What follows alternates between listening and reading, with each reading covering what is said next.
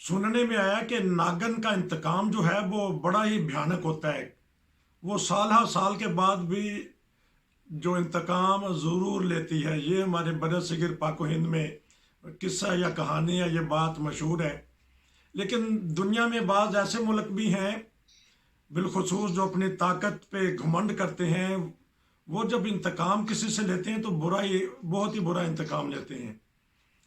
اب حالیہ ان 20 25 30 سالوں میں ہم نے دیکھا ہے کہ امریکہ جیسی سپر طاقت بھی اگر کوئی انتقام لینی چاہے تو وہ ملکوں سے بھی انتقام لیتے ہیں، تو پھر شخصیات سے بھی انتقام لیتے ہیں. اور بہت سارے لوگ ان کی انتقام کے بھینٹ چڑھ گئے ہیں. اس میں کچھ اپنوں کا بھی قصور ہوتا ہے.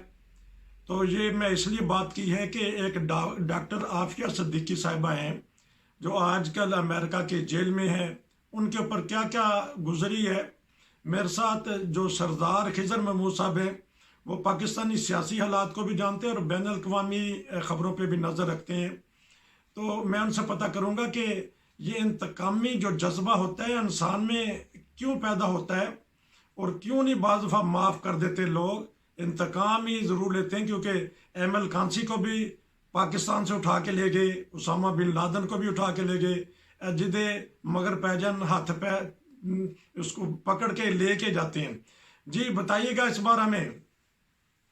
جی وعلیکم السلام ورحمۃ اللہ. دیکھیں بات یہ ہے کہ ہر ملک کے اپنے قوانین ہیں، اپنا سسٹم ہے اور اس کا اپنا جوڈیشل نظام ہے. بعض معاملات جو ہیں وہ کہیں جرائم نہیں گنے جاتے ہیں، کہیں بڑے سپیریس جرائم گنے جاتے ہیں. کچھ ممالک میں قانون جو ہے وہ تگڑا ہو تو لڑکھڑا جاتا ہے، کچھ میں یہ ہے کہ اس کو عبرت کا نشان بنا دیا جاتا ہے. تو یہ ساری دنیا کے اپنے اپنے معاملات ہیں، اپنے اپنے انوائرمنٹ کے حساب سے بھی ہے اور اس ملک کی اپنی ضروریات کے مطابق بھی ہے. جہاں تک آپ نے عافیہ صدیقی کی بات کی ہے، عافیہ صدیقی یہ وہ دور تھا 9/11 کے بعد جب سے دنیا تبدیل ہوئی. اور دنیا کا آپ دیکھ لیں کہ جہاں بھی آپ بیٹھے ہو دنیا کے اندر، آپ دیکھ لیں کہ ایک بہت بڑی میجر تبدیلی آئی. پورا نظام پرانا جو ہے وہ کہیں نہ کہیں ختم ہو چکا ہے. ایک نئی دنیا میں ہم رہ رہے ہیں. نئی دنیا کے اپنے جو ہے وہ مطالبات ہیں، اس کے اپنے جو ہے وہ معاملات ہیں. عافیہ صدیقی امریکہ کی ہی پڑھی ہوئی تھی اور یہ وہاں پہ ہاسٹن یونیورسٹی کی پڑھی ہوئی تھی اور وہاں پہ انہوں نے شادی کی ڈاکٹر امجد کے ساتھ. یہ ان کی پیدائش ہے 72 کی. اچھا. اور وہیں پہ کام کر رہے تھے. پھر انہوں نے ایک سعودیہ کی مرضی سے انہوں نے ایک انسٹیٹیوٹ بنایا جو مختلف ممالک کے مسلمانوں کے لیے تھا. بیسک ان کی جو انہوں نے پی ایچ ڈی کی ہوئی تھی وہ ایک سینسٹیو معاملہ تھا، اس میں کی ہوئی تھی انہوں نے. اور یہ اس طرح کے لوگوں پہ چونکہ نظر رکھی جاتی ہے. پھر جب وہ سعودی جو ادارہ جو تھا اس ان کے جو انہوں نے ایک انسٹیٹیوٹ بنایا تھا یا ایک پورا ایک ادارہ بنایا تھا، اس کو وہ فنڈنگ دی جاتی تھی. آپ کو یاد ہوگا کہ یہ جب صدی تبدیل ہو رہی تھی تو اس سے پہلے دنیا کے اندر القاعدہ اور اس طرح کے بہت سارے اداروں کا بھی ایک نام تھا اور پھر ان پہ نظریں تھی اور پھر وہ ان کے پیچھے دنیا جان کے ادارے پڑے ہوئے تھے. تو وہ جب اس پہ بھی وہ ادارہ اس کی فنڈنگ مشکوک تھی، یہ اس پہ کیا نام ہے ان پہ بھی نظر تھی اداروں کی. پھر کچھ کہنے والے کہتے ہیں کہ ڈاکٹر امجد اور ان کا جو ہے جو دونوں ٹپیکل مذہبی گھرانوں کے تعلق تھا. ان کا یہ جماعت اسلامی سے ان کا تعلق بھی ہے، ان کے آباء و اجداد کا بھی. ڈاکٹر امجد بھی جو ہے وہ بھی ٹپیکل اور جو جہادی ذہنیت تھی اس سے بھی تعلق رکھتے تھے وہ.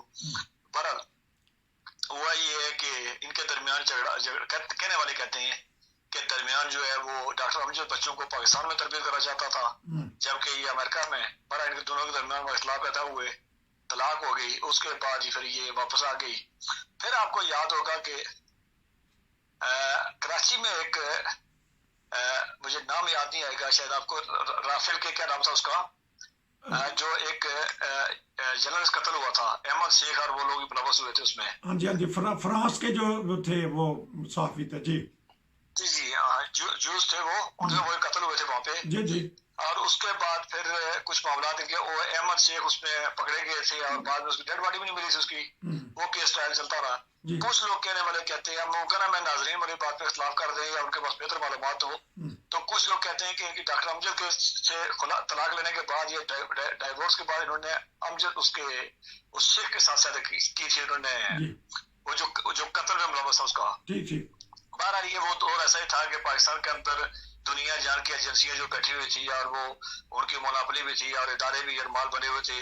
مجھے یاد ہے ان دنوں وہ کہتے تھے بلیک جو ہے بلیک ایک ادارہ تھا پتہ نہیں بلیک واٹر نامی وہ کہتے تھے جی پنڈی اسلام آباد میں ایک سیالہ نام کا ایک ادارہ ہے جہاں پہ پولیس کی ٹریننگ ہوتی ہے. کہتے ہیں جی بلیک واٹر کا وہاں ہیڈ کوارٹر بنا ہوا ہے. پر یہ بی بی جب وہاں سے پاکستان شفٹ ہو گئے, پاکستان شفٹ ہونے کے بعد پھر یہ چلی گئی وہاں سے کراچی سے ٹیکسی کروا کے پنڈی جا رہے. بچے تھے ان کے ساتھ. بچہ ان کا ایک بچہ تو آپ یقین کریں ایک بچہ ان کا ایک ماہ کا تھا اور ایک چونکہ 4 سال کا. ہمارا یہ وہاں سے جاتے ہوئے انہوں نے کسی نے اس کو کہنے والے یہ تھے کہ جو الزام لگتا تھا کہ اس دور میں جو پاکستان کی ایجنسیوں نے اٹھا کے ان کو بس یہی حوالہ کیا, سی یہی وہاں سے گم کر لیا. اس کے بعد فیصل صالح حیات جو ہے اس دور میں وہ وزیر داخلہ تھے, ان سے رابطہ کیا گیا کہ فیملی نے کیا. بارہ وہ آیا وہاں شاید کوئی پتہ نہیں چلا. بعد میں بگرام جو افغانستان میں جیل ہے وہاں سے ایک قیدی نے کتاب لکھی جو کتاب میں ایک عورت کا ذکر کیا تھا اور بعد میں پتہ چلا کہ وہی عورت تھی. پھر ان پہ اندر والے جو یہاں کی تو ہمیں نہیں معلوم کیا باتیں تھی, لیکن اندر جو الزامات تھے وہ تو اسٹیریوٹائپ تھے اور شاید وہ بوگس بھی تھے کہ وہاں جی اس بی بی نے جو ہے وہ وہاں پہ وہ گارڈ سے گن شیل کے اسے فائر کرنے کی کوشش کی اور کو بندہ مارا. اس طرح کے معاملات تھے. پھر بارہ وہاں سے امریکہ اس کو اٹھا کے لے گیا اور یہ اس کے بعد ان کو تقریباً 80 سال سزا دے دی گئی. اور جماعت اسلامی کے لوگ اس دوران تو ٹھیک ہے ان کے شروع میں مشرف کے ساتھ تعلقات بھی ٹھیک تھے اور مشرف کی وردی کو بھی انہوں نے ویلکم کیا تھا. بعد میں بھی مختلف خطوں میں ساتھ ہی رہے ہیں, لیکن ذاتی طور جو ہے وہ ٹھیک ہے. اس پہ ہر بندہ جو ہے وہ اپنی ووٹ کے لیے بات کرتا رہا. وہ کوئی بھی سیاسی جماعت آئی آپ نے مجھے جو پہلے قدر لگا دی ہے سیاسی بات کرنی نہیں ہے, تو جو بھی آیا اس نے الیکشن کے دوران چورن بیچا عافیہ صدیقی کا. لیکن حکومت آنے کے بعد پھر اس کو سب سے پہلے اگر اس نے کوئی کام کیا تو وہی یہی کیا اس سے کہ وہ اس کو بھول گیا. اور کرتے کرتے 20 سال ہو گئے. اب 20 سال کا آپ حساب کر لیں کہ آپ اس بی بی کی عمر جو ہے وہ تقریباً 52 ایئر اس کی ایج ہے. آج جو اس کے ساتھ ملنے گے تو وہ کہتے ہیں جی کہ اس کے سامنے دانت بھی جو ہے وہ گر چکے ہیں یا ٹوٹ چکے ہیں یا جو بھی شدت سے ہوا. یہ ظاہر سی بات ہے اب ساری چیزیں جو وہ کہنے کی حد تک ہیں, لیکن یہ ہے کہ وہ آج سچ کیا ہے چونکہ ان کی ڈائریکٹ جو ہے وہ ایک شیشے کے سامنے سے ملاقات ہوئی ہے. تو بہرحال یہ ہے عمران خان صاحب نے کہا تھا, اس کے بعد نواز شریف صاحب نے کہا تھا کہ جی اس کو بی بی کو اگر امریکہ سے بات کریں اگر لائقین کا یہ تھا ڈیمانڈ بھی تھی کہ آپ قیدیوں کے تبادلے کی کوئی بات ہوتی ہے تو اس بی بی کو یہ اجازت دی جائے کہ یہ یہاں آ کے. اور آج کی دردناک خبر یہ تھی کہ جب وہ ملی ہے تو وہ کہہ رہی تھی ماں یاد آ رہی ہے فلاں فلاں, تو ان کی ماں کی ڈیتھ ہو چکی تھی بیچ میں. تو یہ ساری چیزیں ہیں اوور آل دیکھیں گے انسانیت پوائنٹ آف ویو سے دیکھیں, ایک عورت کے پوائنٹ آف ویو سے دیکھیں تو وہ ساری چیزیں جو ہیں وہ اس طرح کی ملا کے ایک ایسی شکل بنتی ہے کہ جو آپ نے انتقام کی بات بھی کی ہے, آپ نے انسانی حقوق کی بات بھی کی ہے, آپ نے دوسرے کا کمزور ہونے کی بات بھی کی ہے, اور چودھری کے جو ہے وہ غرور اور تکبر کی بات بھی کی ہے. یہ ساری ملا کے پھر ایسی تصویر بنتی ہے. تو نہیں بے شک کیا ان کے اوپر جرم تھا تاکہ آپ قانون دان بھی بڑی زبردست طریقے سے انہوں نے کہا جی کہ بگرام میں پہلے تو انہوں نے کہا جی کہ یہاں سے ان کے درمیان جو وہ ادارہ جو تھا جو ان کو فنڈنگ کرتا تھا وہ مشکوک تھا اور وہ اس کی فنڈنگ جو ہے کسی اور مقصد کے لیے تھی. وہ اس پہ ان پہ نظر تھی. اس کے بعد یہ کہتے ہیں ان کا جو خامن جس کو کہتے ہیں وہ جس نے وہ رافیل کو مارا تھا, ممبئی طور پہ کہا جاتا ہے کہ انہوں نے اس سے شادی کی ہوئی تھی, وہ ان کا خامن تھا. دوسرا بات یہ ہے کہ جب یہ وہاں سے کو اٹھا کے بگرام میں لے گیا تو بگرام میں جو آخری ایلیگیشن امریکہ لگایا کہ انہوں نے جی وہاں سے گارڈ کے ساتھ اسے بندوق چھین کے تو اس کو مار کے بھاگنے کی کوشش کی ہے اور وہ شاید کو بندے تو مارے گئے. وہ یہ جرم تھی. لیکن ان جرموں کی کسی جگہ پہ بھی کسی جگہ کوئی تصدیق نہیں ہو سکی ہے. اور کسی آزاد ذرائع سے اگر اس دوران دیکھیں آپ تو آپ کو کچھ باتیں ہیں, ابھی تو بہت ساری باتیں چینج ہو جاتی ہیں. شروع میں آپ جاوید چودھری کا کوئی کالم دیکھے تھے, جاوید چودھری نے ان پہ مبینہ طور پہ الزام لگایا تھا کہ یہ جو افریقہ کے اندر جو کام زیادہ کر رہی تھی تو انہوں نے کہا جی کہ وہاں سے وہ ڈائمنڈ وغیرہ کی ڈبل اسمگلنگ بھی تھی اور اس طرح کے ڈبل ایجنٹ کے کوئی ایشو بھی تھے. یہ ساری ملا کے کوئی بھی چیز واضح نہیں. ڈبل ایجنٹ کا کوئی واضح ہے نہ کسی جگہ پہ یہ ہے کہ کسی جگہ ادارے کے ساتھ یہ کام کرتے رہی ہیں. یہ نہ کنفرم ہو رہا کہ جو رافیل قتل ہوا تھا اس میں ان کا ہاتھ تھا, اور جو افغانستان والی کہانی ہے وہ بالکل ایک طرفہ کہانی ہے. اس پہ نہ کوئی بلیو کیا جا سکتا ہے اور نہ کوئی آزاد جو ہے ایویڈنس موجود ہے کہ ہم اس کو کہیں. تو اب صرف یہ ہے کہ جو ہمارے سامنے سب تصویر یہ ہے کہ ایک 52-53 سال کی عورت جو ہے وہ بچوں سے بھی جدا ہوئی, ایک ماں کا بچہ ایک بڑی دردناک بات ہوتی ہے.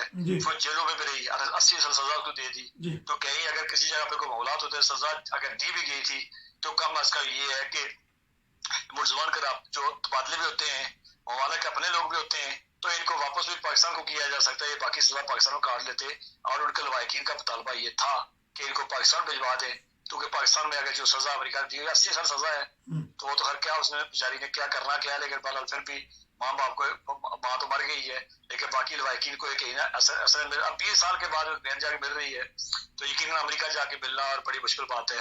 تو یہ ساری چیزیں جو ملا کے وہ یہی ہے کہ ایک دردناک تصویر بنتی ہے. جس طرح آپ نے کہا کہ ہر حکومت نے سیاسی چال چلی ہے، سیاسی فائدہ اٹھایا ہے، کہنے والے کہتے ہیں خبروں میں یہ بھی آتا ہے کہ امریکہ تو چھوڑنا چاہتا ہے تو پاکستانی حکومتیں وہ لینا نہیں چاہتی، تو اس کا کچھ بتا سکیں گے بیک گراؤنڈ؟ یہ تو ساری باتیں میں نے کہا نا، ہمارے پاس کسی کوئی جو ہے وہ پکچر کلیئر نہیں ہے. اچھا، ہمارے پاس ساری سنی سنائی باتیں ہی ہیں، ساری جو ہے ہمارے پاس سوالات ہیں، جواب کوئی نہیں ہے.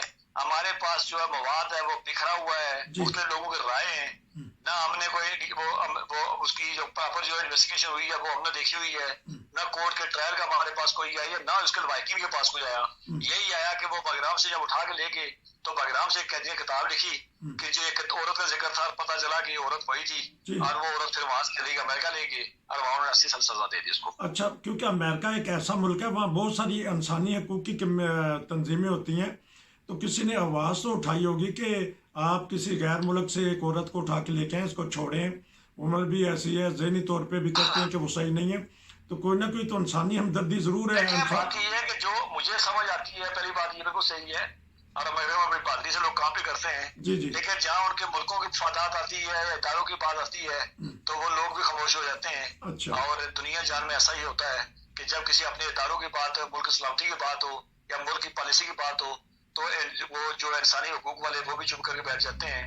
تو ہم جو پاکستان میں بیٹھے ہوئے ہیں، جب ہمیں عافیہ کا چلے، درد بھی ہے، تکلیف بھی ہے، بیٹی بھی ہے، وہ بات بھی ہے، لیکن ہمارا اپنا انسانی حقوق پہ موقف کیا ہوتا ہے، اور اسی طرح کا اگر واقعہ کسی اور کی بچی کے ساتھ ہو تو وہاں واقعہ کیا ذہن کیا ہوتا ہے، سوچ کیا ہوتی ہے. یقیناً یہی سوچ امریکہ میں بھی ہوتی ہوگی، لیکن آخری بات یہ ہے کہ یقیناً وہاں پہ انسانی حقوق کے کام کرتی ہیں، ان کو وکیل ملے. ابھی جو ملاقات کا جو ہے وہ ایک وہاں کی ایک NGO نے ہی کروایا ہے، اور جس کو آپ انسانی حقوق کی تنظیم کہہ سکیں، تو یہ سارا بھی اگر 20 سال کے بعد بھی کیا تو چلیں لیٹ سے ہی، لیکن پھر بھی کریڈٹ تو کسی آپ انسانی حقوق کے ادارے کو دیں گے، اور شاید یہ پھر امریکہ کو دیں گے، اس لیے کہ چلے اتنے ظلم کے بعد بھی ہمارے یہاں آپ نے دیکھا ہوگا کیا کیا معاملات ہیں، کس طرح کے معاملات ہیں، شاید ان پہ بات کرنا بھی میرے اور آپ کے پر جلتے ہیں اور مشکل ہو جاتا ہمارے. بہرحال بڑی مہربانی ہے آپ کی، بہت نفعت اللہ ایسا تبصرہ کیا کہ مجھے بھی نہیں معلومات تھی. ناظرین یقین جانے ابھی 2-4 منٹ پہلے میں نے ان سے درخواست کی، تو اس طرح محسوس ہوتا ہے کہ جس طرح انہوں نے کتابیں آگے رکھی ہوئی ہیں تو جلدی جلدی سنا دیا، تو اتنا ذہن میں ان کا تھا، ساری مواد خبریں تھی، تبصرہ اچھا کر لیتے ہیں. تو اس لیے تو ناظرین ہم کہتے ہیں کہ ہمارے چینل سے آپ کو بہت ساری معلومات ملیں گی، طب کی معلومات ملیں گی، حکمت کی معلومات ملیں گی، تبصرہ ملے گا. اب یہ دیکھیں انسانی حقوق پہ انہوں نے کتنا اچھا تبصرہ کر دیا، اور ڈاکٹر عافیہ کا جو بیک گراؤنڈ بہت سارے لوگوں کو مجھ سمیت پتہ نہیں تھا، اب انہوں نے اچھی طرح کھول کے بتا دیا، حالانکہ کوئی تیاری نہیں تھی، کسی زمانے میں انہوں نے پڑھا ہوگا. تو اسی لیے تو کہتے ہیں کہ ہمارا چینل جو ہے ذہین لوگوں کا چینل ہے. ستار صاحب آپ کا بہت شکریہ، آپ نے مجھے وقت دیا، انشاءاللہ آپ سے پھر دوبارہ بات ہوگی. نصیر کو اجازت دیجیے، السلام علیکم.